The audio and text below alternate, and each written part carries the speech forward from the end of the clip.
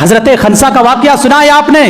یہ شاعرہ تھی، بہت بڑی شاعرہ۔ جب اسلام قبول کیا تو انہوں نے 4 بیٹوں کو تیار کیا جنگ کے لیے، قادسیہ کے جنگ کے لیے تیار کیا، اور یہ نصیحت کر دی کہ اے میرے بیٹو، تم جنگ میں جا رہے ہو، یاد رکھنا تمہیں واپس لوٹنا نہیں ہے، تم شہید ہو جانا تاکہ میں اپنے گردن کو جھکا نہ سکوں، تاکہ میں اپنے گردن کو اوپر کر کے کل قیامت کے دن اللہ رب العالمین سے کہوں کہ میں 4 بیٹوں کی شہیدوں کی ماں ہوں۔ کیسی عورت رہی ہوگی، اپنی اولاد کو تیار کر رہی ہے جنگ کے لیے، اپنی اولاد کو تیار کر رہی ہے جنگ کے لیے۔ صحابہ کرام نے رسول سے کس قدر محبت کی بتاؤں، سیرت کی کتاب میں لکھا ہے جانے کے لیے جب اللہ کے رسول مکہ سے نکلے تو آپ صلی اللہ علیہ وسلم کو مکہ چھوڑنے کا بہت دکھ ہوا تھا۔ اس رات آپ صلی اللہ علیہ وسلم کے گھر کو گھیراؤ کیا گیا، مکہ کے تمام قبیلے والے، تمام سردار ایک جٹ ہو گئے کہ تمام قبیلے کے چند افراد آپ صلی اللہ علیہ وسلم کے گھر کا گھیراؤ کر لیں اور آپ صلی اللہ علیہ وسلم کا کام تمام کر دیں، اس طرح بنو ہاشم ہمارا بدلہ نہیں لے پائے گا۔ یہ بہت ہی بری سازش تھی، تمام لوگوں نے یہ رائے پیش کر دی۔ اس رات اللہ کے رسول صلی اللہ علیہ وسلم مکہ سے نکل کر مدینہ جا رہے ہیں اور حضرت علی سے کہہ رہے ہیں، علی میرے بستر پر لیٹ جانا اور یاد رکھنا جب صبح ہو جائے تو فلاں فلاں کی امانتیں رکھی ہوئی ہے ان کو ادا کر دینا اور تم بھی مدینہ چلے آنا۔ یہ کون سی رات تھی پتہ ہے؟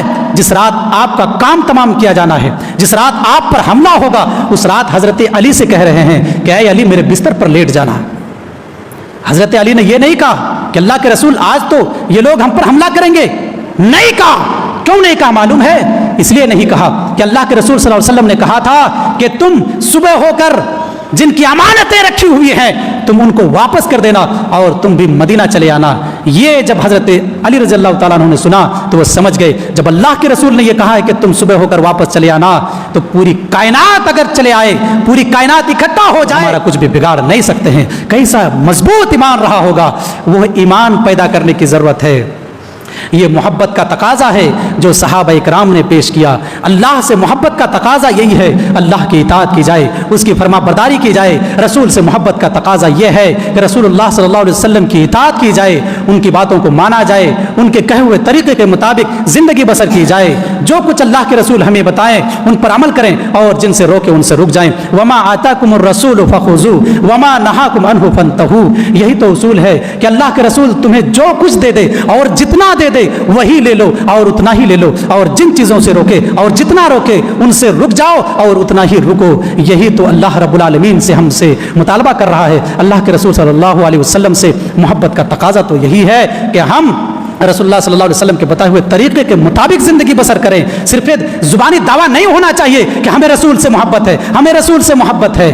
یہ تو نبی کے زمانے میں بھی کہا گیا تھا، اور سب سے پہلے رسول سے محبت کا اظہار اگر کسی نے کیا تھا تو وہ ابو لہب تھا۔